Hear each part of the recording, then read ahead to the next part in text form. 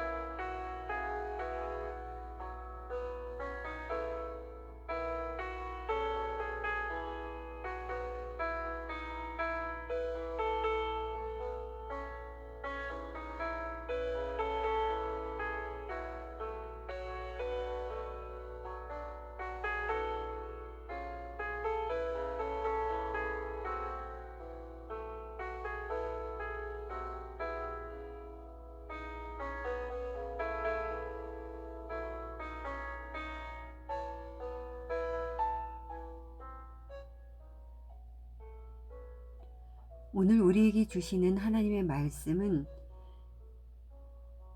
고린도전서 11장 17절에서 34절 말씀입니다. 내가 명하는 이 일에 너희를 칭찬하지 아니하나니 이는 너희의 모임이 유익이 되지 못하고 도리어 해로움이라. 먼저 너희가 교회에 모일 때에 너희 중에 분쟁이 있다 함을 듣고 어느 정도 믿거니와 너희 중에 파당이 있어야 너희 중에 옳다 인정함을 받은 자들이 나타나게 되리라. 그런즉 너희가 함께 모여서 주의 만찬을 먹을 수 없으니 이는 먹을 때에 각각 자기의 만찬을 먼저 갖다 먹으므로 어떤 사람은 시장하고 어떤 사람은 취함이라. 너희가 먹고 마실 집이 없느냐? 너희가 하나님의 교회를 업신여기고 빈궁한 자들을 부끄럽게 하느냐? 내가 너희에게 무슨 말을 하랴? 너희를 칭찬하랴? 이것으로 칭찬하지 않노라.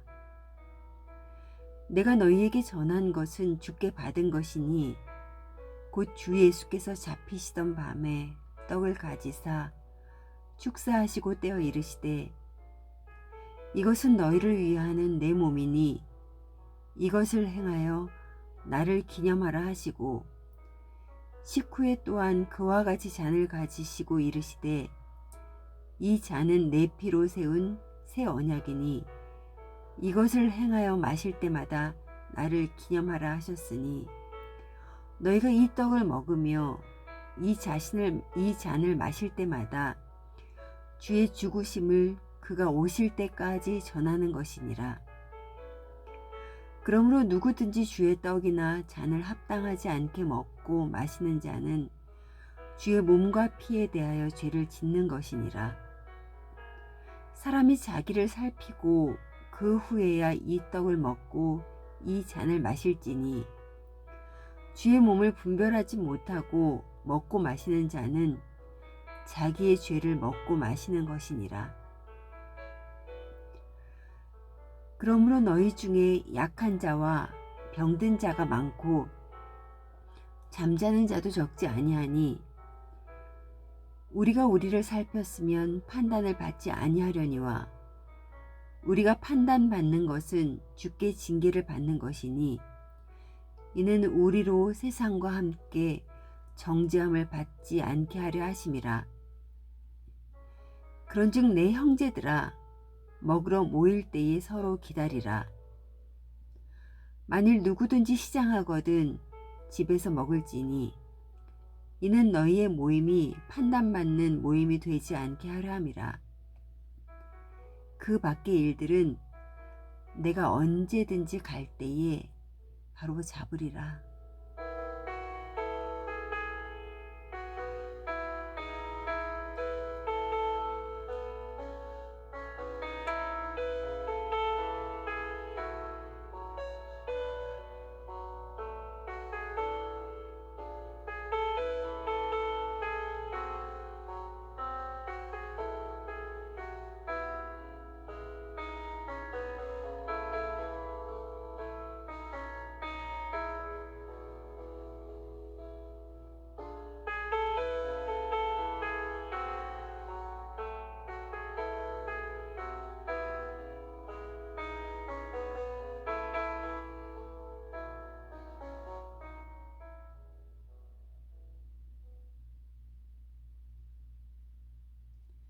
오늘 본문은 어제 본문에 이어 고린도 교회의 예배에 대한 두 번째 권면입니다. 성찬에 관한 문제인데요. 바울은 고린도 교인들의 성만찬에 대한 태도에 대해서 칭찬하지 않는다고 했습니다. 사도 바울은 23절에서 26절에 성만찬의 의미를 다시 전하여 주었습니다. 내가 너희에게 전한 것은 주께 받은 것이니 곧 주께서 잡히시던 밤에 떡을 가지사 축사하시고 떼어 이르시되 이것은 너희를 위하는 내 몸이니 이것을 행하여 나를 기념하라 하시고 식후에 또 그와 같이 잔을 가지시고 이 잔은 내 피로 세운 새 언약이니 이것을 행하여 마실 때마다 나를 기념하라고 하시며 너희가 이 떡을 마시며 이 잔을 마실 때마다 주의 죽으심을 그가 오실 때까지 전하는 것이니라. 성만찬의 자리는 예수님의 몸과 피인 떡과 포도주를 나누어 마시며 예수 그리스도와 하나 되고 나누어 마시는 이들도 하나가 되는 자리입니다. 그리고 떡과 포도주를 통해서 예수님을 기억하며 주님의 죽으심으로 얻게 된 구원을 주님이 오실 그때까지 전해야 함을 기억하는 자리입니다. 그런데 고린도 교인들은 성만찬을 하는 자리에서 하나가 되지 못하였습니다. 20절에서 22절입니다. 그런즉 너희가 함께 모여서 주의 만찬을 먹을 수 없으니 이는 먹을 때 각각 자기의 만찬을 먼저 갖다 먹으므로 어떤 사람은 시장하고 어떤 사람은 취함이라. 너희가 먹고 마실 집이 없느냐? 너희가 하나님의 교회를 업신여기고 빈궁한 자들을 부끄럽게 하느냐? 내가 너희에게 무슨 말을 하랴? 너희를 칭찬하랴? 이것으로 칭찬하지 않노라. 그 당시 성만찬은 함께 음식을 먹은 후에 떡과 포도주로 성찬을 행했습니다. 이때는 각자가 집에서 음식을 가져와서 함께 나누어 먹었습니다. 부유한 사람들은 많이 가져왔을 터이고 또 그렇지 못한 사람들은 제대로 음식을 가져오지 못했을 것입니다. 그렇지만 함께 나누는 것에 의미가 있는 것입니다.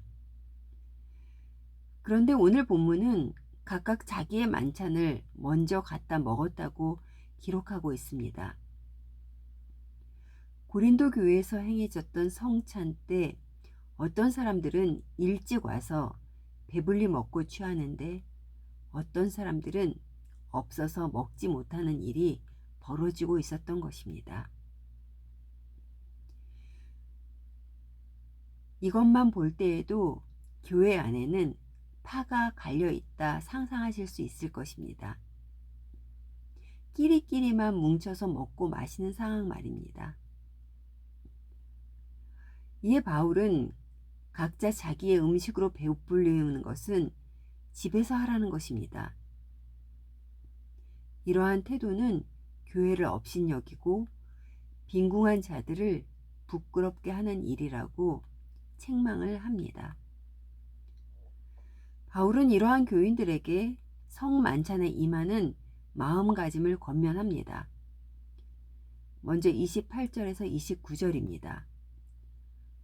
떡을 먹고 잔을 마시기 전에 자신을 살피라는 것입니다. 주님의 몸을 분별하지 못하고 먹고 마시는 자는 자기의 죄를 먹고 마시는 것이라 했습니다. 고린도 교인들의 일부는 자신을 먼저 살피지 않았기에 진정한 성찬의 의미를 훼손해 버렸던 것입니다. 예수님께서 자신을 내어주셔서 구원의 은혜를 입었음을 기억하며 그에 맞는 마음가짐을 가지고 있는지 자신을 샅샅이 살펴야 하는 것입니다. 욕심을 부리고 있는지는 않는지, 혹시 시기와 질투의 마음은 없는지, 남을 차별하는 마음이 없는지, 또 못마땅한 마음은 없는지, 겉으로 보여지는 모습과 다른 자신의 속마음을 낱낱이 살펴야 하는 것입니다.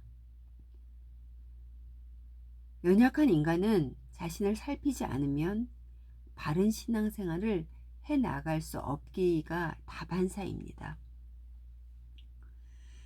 그리고 33절에 서로 기다리라고 권면을 합니다. 교회의 머리는 예수님이시고 몸은 성도들입니다. 눈, 코, 입, 손, 발 등 서로의 역할은 다르지만 몸이 균형을 이루려면 질서가 있어야 합니다. 이 질서는 서로가 기다려주며 양보할 때 세워질 수가 있습니다. 저마다 내가 먼저라 하고 저마다 제멋대로 각자의 일만 한다면 조화를 이룰 수가 없습니다. 고린도 교회 교인들은 계속해서 지체들을 돌아보기보다는 자신의 유익을 위한 행동을 했기 때문에 그 공동체는 앞으로 분열이 일어날 수밖에 없습니다. 지체들을 돌아볼 수 있는 사람은 기다릴 수 있는 사람입니다.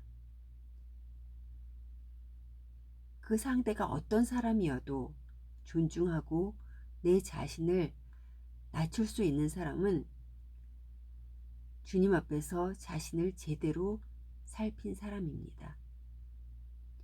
사랑하는 성도 여러분, 어느 공동체나 다 내 마음에 맞는 사람만 있는 것은 아닙니다. 사실 공동체의 스트레스는 관계에서 오는 스트레스라 해도 과언이 아닐 것입니다. 교회의 공동체도 마찬가지이겠죠. 그래서 주님 앞에서, 말씀 앞에서 나를 살펴야 합니다. 주님이 걸어가신 그 길을 걷기 위해서 말입니다. 나 자신은 주님이 걸어가신 길을 따르기 힘든 사람일지라도 말씀 안에서 나를 살필 때 우리를 친히 도우시는 성령님께서 주님이 걸어가신 길을 걷도록 인도하실 것입니다.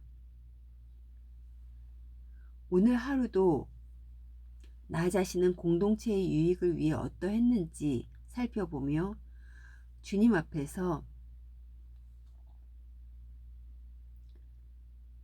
한번 나를 살펴보는 그러한 시간이 되시기를, 그러한 하루가 되시기를 간절히 소원합니다.